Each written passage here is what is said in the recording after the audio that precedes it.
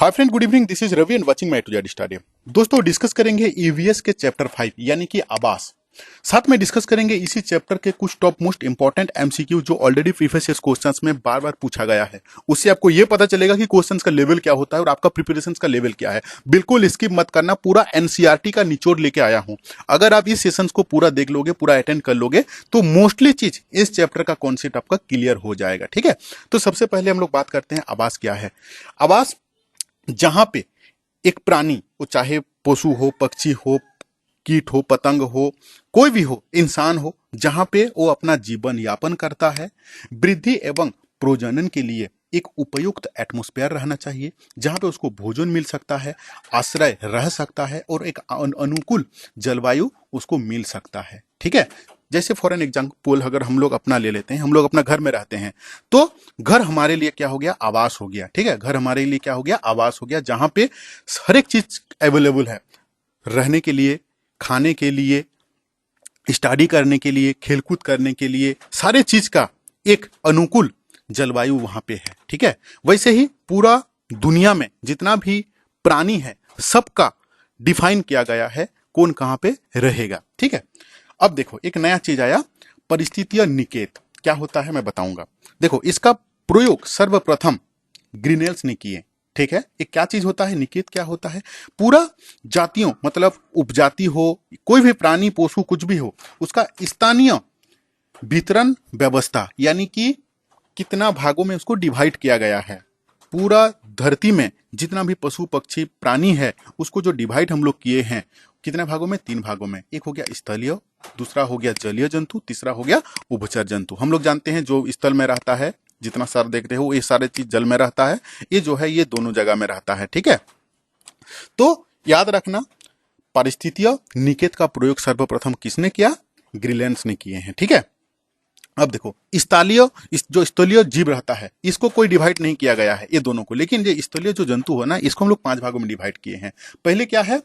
बिलकर जंतु, ऐसा जो बिल के अंदर में रहते हैं, जैसे फॉर एन एग्जाम्पल को हो गया चूहा लोग, ये लोग क्या करते हैं? चूहा हो गया, सांप हो गया, ये लोग क्या करता है? बिल के अंदर में रहता है। ठीक है, देखो धोबी जंतु जो बहुत तेजी से दौड़ता है, तेजी से दौड़ने वाले जो जीव जंतु होते हैं। ठीक है ना, देखो इसका पिक्चर भी, ये हो गया आपका धावी जंतु। ठीक है, अब देखो वृक्ष बासी जंतु, ऐसा जंतु जो वृक्ष के निवास करते हैं, वो लोग उनका जिंदगी क्या करते हैं? वो वृक्ष में ही करते हैं। ठीक है, देख लो सारे का पिक्चर, गिलहरी से लेके बंदर से लेके, ये लोग क्या करता है? अपना जीवन जापन जो है वो वृक्ष में ही करते हैं। देखो वायवीय जंतु, ये क्या करते हैं? ये हमेशा हवा में ही उड़ते रहते हैं। ठीक है ना, तितली हो गया, कुछ पक्षी हो गए, ये लोग क्या करता है? हवा में ही उड़ते रहते हैं। देखो आरोही जंतु, दीवार पर जो चिपक कर रहते हैं, जैसे गिरगिटी वगैरह हो गया। ठीक है, अब आवास के आधार पर पौधों के कुछ डिवाइड किया गया है। आवास के आधार पर पौधों को निम्न भागों में डिवाइड किया गया है। समुद्र क्या होता है? ऐसा पौधे स्थल पर पाए जाते हैं जिन्हें जल की समस्या मात्रा कम होती है। देखो एक ऐसा पौधे होते हैं ना, जो जल की सामान्य मात्रा, मतलब कम कम पानी की जरूरत पड़ता है, जैसे क्या हो गया? नारकेल हो गया, केला हो गया, बांस हो गया, ये सबको ना पानी की मात्रा खूब ही कम होना चाहिए। जलदीय, जल में रहने वाले जो भी पौधे होते हैं उसको जलदीय बोलते हैं। ठीक है, अब मरुदीय, पानी की कमी वाले स्थान पर उगने वाले पौधे को, इसको ना, इसका मरुदीय का दूसरा नाम भी क्या होता है, कभी कभी एग्जाम में दे देता है, रेगिस्तानी पौधे। ठीक है, तो जो रेगिस्तान पे पाए जाते हैं, कम पानी में लोग जिंदा रहता है, उसको हम लोग मरुदीय बोलते हैं। नेक्स्ट चीज क्या है? ग्रामीण क्षेत्र में पाए, ग्रामीण क्षेत्र में गाय के गोबर से झोपड़ी के दीवार और फर्श को कीटों से दूर रखने के लिए लिपते हैं इसको। ठीक है ना, हम लोग जानते हैं, हम लोग का घर में भी किया जाता है किसी किसी का। देखो भारी वर्षा वाले स्थान पर मकान मजबूत बांस के खंभे पर बनाए जाते हैं। यह 3 मीटर से 5 मीटर ऊंचाई पर बनते हैं। इस प्रकार के मकान सामान्यतः आसाम में बनता है। ठीक है, देखो यहाँ पे भारी वर्षा होने के चलते बांस का बनता है और मिट्टी से 3 से 5 मीटर के ऊपर में बनता है। ठीक है, देखो कोआ एक ऐसा पक्षी है जो कि क्या करता है ना, पेड़ के सबसे ऊंची डाली पर अपना घोंसला बनाता है। कौवा जो है ना, वो अपना घोंसला कहाँ बनाता है? पेड़ के सबसे ऊपर में। और कोयल क्या करता है? इसी घोंसला में आकर अंडा देके चला जाती है, और कौवा क्या करती है? अपना सोच के उसी को ही वो बच्चा पैदा करता है। ठीक है, तो इसमें इंपॉर्टेंट क्वेश्चन क्या होता है कि कौन सा पक्षी है जो पेड़ के सबसे ऊपर डाली पे अपना घोंसला बनाता है? तो ऑप्शन आपको सही आंसर होगा कौवा। ठीक है,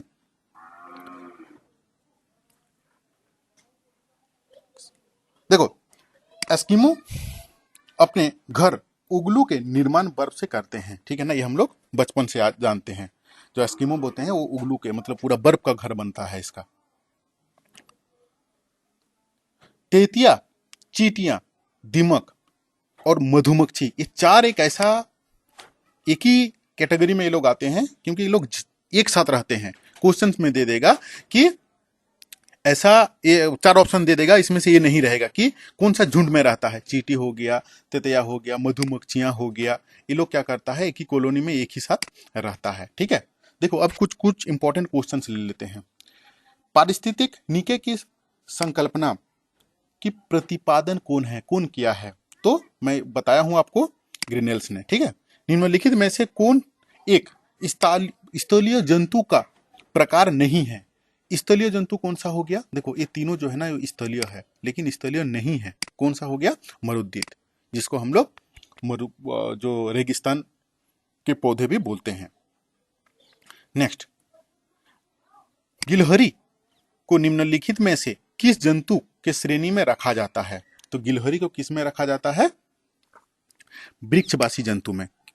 ठीक है, क्योंकि ये अपना वृक्ष में ही अपना जिंदगी गुजारता है। दीवाल और चट्टान इत्यादि पर आरोहण करने वाले जंतुओं को निम्नलिखित श्रेणी में से किस में रखा जाता है? जो दीवार और चट्टान में रहते हैं उसको आरोही जंतु बोला जाता है।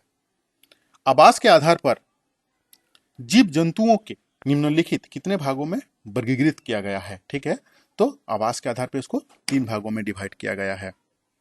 निम्नलिखित में पानी की कमी वाले स्थान में उगने वाले पौधों को क्या कहा जाता है? मरुद्दीय, ये जो हम लोग बात किए हैं थोड़ी देर पहले। ग्रामीण क्षेत्र में गाय के गोबर से दीवारों और फर्श को लिपा जाता है। क्यों? क्योंकि कीट को दूर रखने के लिए, बाकी जो उन्हें चिकना करने के लिए, घर्षण बनाने के लिए, फर्श को प्राकृतिक रंग देने के लिए सब गलत है। कीटों से दूर रहने के लिए बनाया जाता है। ठीक है, बंदर, शेर तथा चूहे के घर क्रमशः क्या होता है? घोंसला। बंदर घोंसला से कोई मतलब नहीं है, गुफा में भी नहीं रहता है।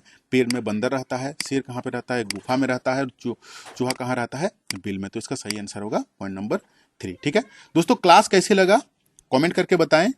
लाइक नहीं किए हैं तो लाइक कीजिए, और अगर खराब लगा तो डिसलाइक कीजिए।